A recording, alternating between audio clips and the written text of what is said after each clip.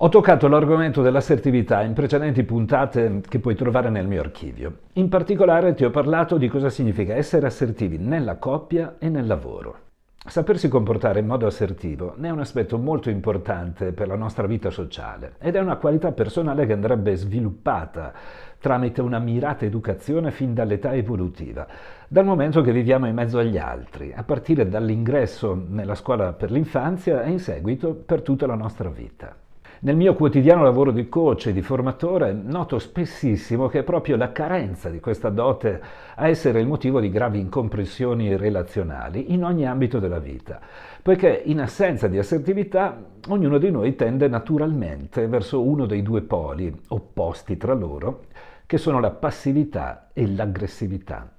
Oggi vorrei approfondire questi due poli e in particolare i problemi che ne possono derivare in qualsiasi relazione, perché si tratta di veleni, per il 99% dei casi inconsapevoli, che ci spingono a determinati comportamenti difficilmente utili al nostro benessere e alla nostra armonia interiore, per non parlare degli effetti che hanno sugli altri.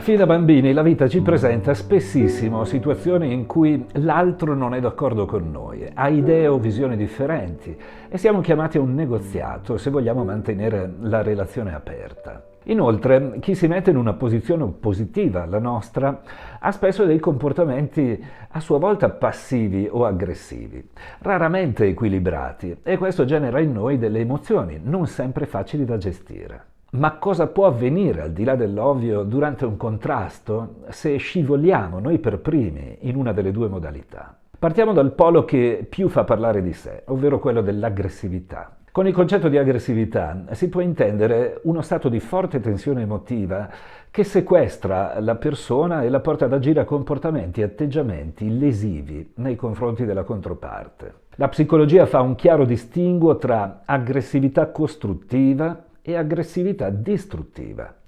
La prima è volta a difendere se stessi, il proprio nucleo familiare, i propri diritti nel momento in cui vengono deliberatamente calpestati da qualcuno, ed è sacrosanta, seppure siano piuttosto rari i casi in cui si renda necessario farvi ricorso. L'aggressività benigna è utile per proteggerci da attacchi esterni ed è un'eredità della nostra evoluzione, dal momento che ci ha permesso di sopravvivere. Quella maligna, invece, si manifesta in assenza di qualsiasi finalità adattativa o di sopravvivenza e mira a mettere deliberatamente in difficoltà l'avversario, spostando a prescindere il confronto sul piano del conflitto e innescando la dinamica della battaglia, anche nei casi in cui ci si potrebbe muovere in maniera molto più intelligente e raggiungere i propri obiettivi. In questa lamina negativa incontriamo le persone che hanno un'aggressività preventiva, simile a quella di certi predatori, spesso ereditata da un genitore o da altri modelli devianti dell'infanzia o dell'adolescenza, sorretta da ideologie oppressive e dalla credenza che i fini giustificano i mezzi.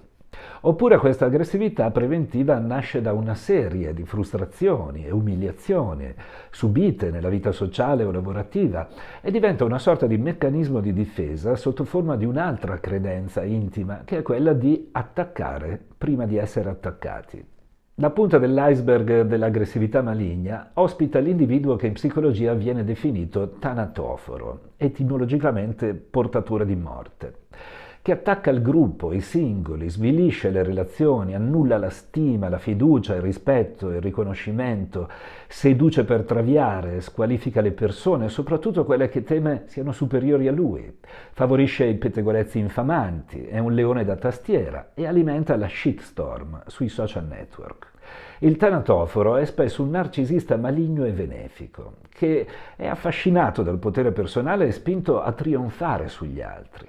Si trova a suo agio in un mondo che continua a imbruttire volutamente e spesso ha seguaci passivi che lo idolatrano, perché in fondo ne hanno paura, mentre elimina letteralmente chi gli dà l'idea di aver capito il suo gioco e quindi ha intravisto le sue enormi debolezze.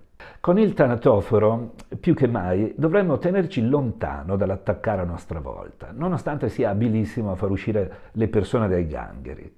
Purtroppo l'attacco difensivo è una partita persa con un professionista di questo tipo, poiché non ha alcuna regola etica.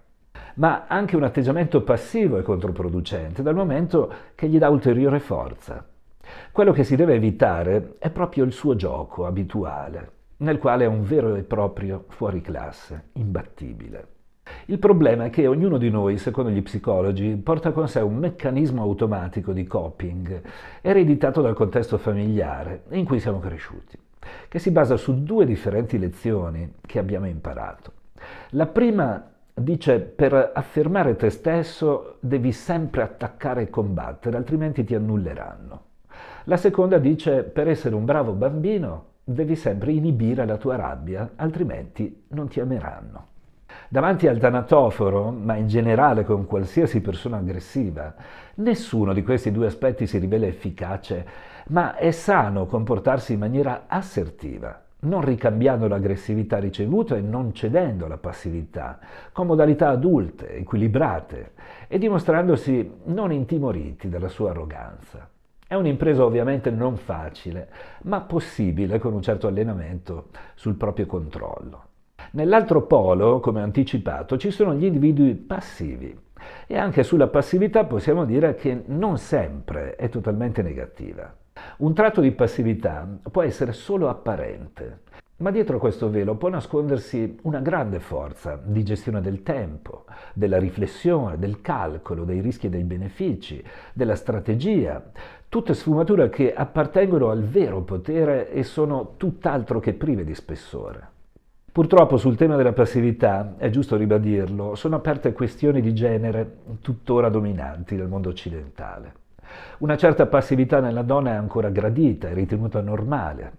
Infatti se una femmina alza la voce in una riunione di lavoro e assume un comportamento deciso, spesso viene etichettata come isterica o nevrotica, mentre se è un uomo a muoversi perentorio e combattivo viene percepito con un alone positivo e invidiabile dagli altri maschi e seducente per molte femmine. La lamina negativa della passività alberga nella fuga dal confronto, dall'interlocutore, dal problema.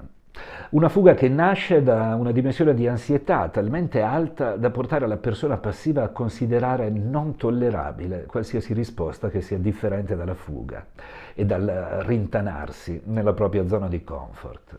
Questa dimensione sul piano del comportamento si traduce in una difficoltà a esprimere le proprie richieste e i propri bisogni, a saper dire quei no fondamentali per la propria autostima, a dare e a ricevere critiche di qualsiasi tipo.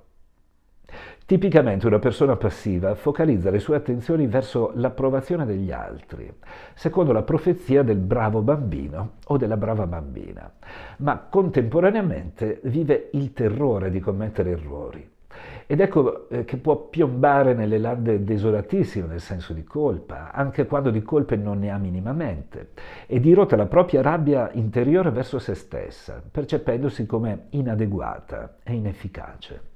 A questo punto i propri diritti scivolano in secondo piano e si permette agli altri di ignorarli costantemente, evitando qualsiasi confronto per l'idea conclamata che non sia possibile vincerlo e pagando un costo altissimo sul piano dell'emotività.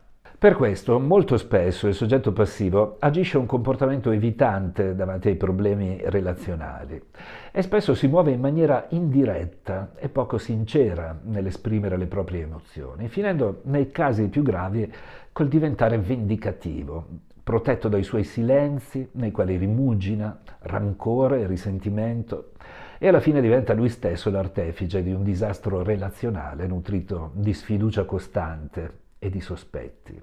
Se vuoi approfondire il tema dell'assertività, intesa come antidoto ai veleni di cui ti ho parlato oggi, ma anche ad altre brutture comportamentali, leggi il libro di Dale Carnegie, Come trattare gli altri e farseli amici, tanto per iniziare. Ci rivediamo sabato prossimo alle 11, come sempre. Buon cammino, da Sergio Massi.